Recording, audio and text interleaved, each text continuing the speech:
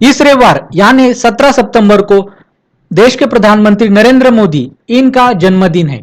इस जन्मदिन के अवसर पे भारत सरकार एक स्वास्थ्य से रिलेटेड बड़ा कैंपेन चलाने वाली है, जिसका नाम होगा आयुष्मान भव कैंपेन। ये जो कैंपेन होगा ये काफी कॉम्प्रिहेंसिव होगा और इसकी खासियत ये है कि ये पूरे देश भर चलाया जाएगा।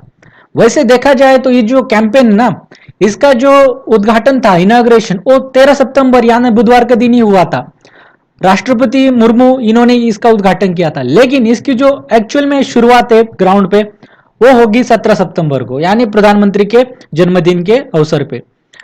अब ये जो कैंपेन होगा ये लगभग 15 दिन तक चलेगा। 17 सितंबर को ये शुरू होगा और 2 अक्टूबर यानी गांधी जयंती उस दिन रहती है, यानी एक पखवाड़ा होगा ये 15 दिन का कैंपेन 17 सितंबर से 2 अक्टूबर तक।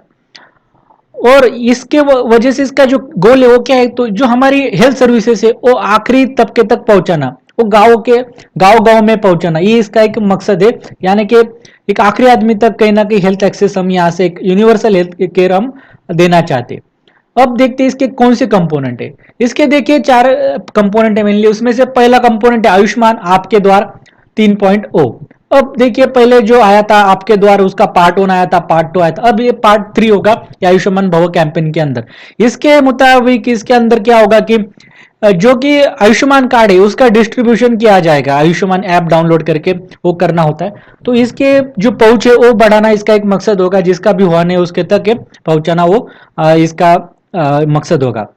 और ये आयुष्मान कार्ड जिसके पास होता है उसको 5 लाख तक का मुफ्त उपचार जो है वो मिलता है। उसकी कुछ कंडीशन भी अलग जो इसमें समावेश होता है। अब दूसरा इसका कंपोनेंट है वो है आयुष्मान सभा। अब आयुष्मान सभा में क्या होगा कि जैसे कि आपने ग्राम सभा सुनी होगी, उसके तौर पे ये होगी जैसे कि ग्राम कुछ कुछ ऐसी भी प्रोविजन है कि जैसे ग्राम सभा या पंचायत समिति की सभा होती है और नगर परिषद की जो सभा होती है अर्बन एरिया में, तो उसके पैरेलली ऐसी सभा करनी चाहिए जहाँ पे हेल्थ रिलेटेड जो चीजें वो डिस्कस की जाए, उसके रिलेटेड कोई डिसीजन बनाया जाए और एक हेल्थ की जो हम कह सकते हैं कि अवेयरनेस है वो बढ़ाया जाए, इसके द्वारा चलता है। अब नेक्स्ट थिंग होगी तीसरे नंबर की आयुष्मान मेला। अब इस कैंपेन के अंतर्गत क्या होगा, आयुष्मान मेला लगाया जाएगा। मेला मतलब ये शिविर हो गए एक काइंड के, और यहाँ पे क्या होगा कि जो मुफ्त में इलाज हम कह सकते हैं या कुछ चेकिंग हो सकती है या टीबी से रिलेटेड अवेयरनेस होगी या बाकी जो डिसीज होगी उनसे रिलेटेड अवेयरनेस इस मेला में दी जाएगी। तो ये बात होगा इसका आयुष्मान हेल्थ मेला का।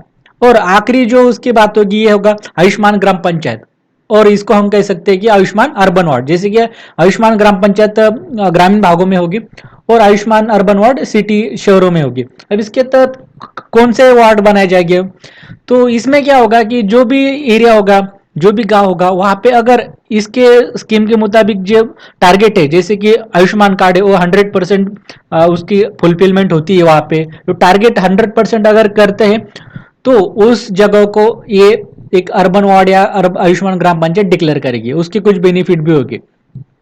अब ये स्कीम की एक जो खासियत है ना, इस खासियत है कि हर एक इंडियन सिटीजन है वो इसको एक एक्सेसिबल कर सकता है, तो इसकी खासियत है। तो इसमें देखिए कोई इनकम क्राइटेरिया और एक सोशल स्टैंडिंग, इसमें कोई डिस्क्रिमिनेशन नहीं है, तो ये स्कीम की खासियत बात है।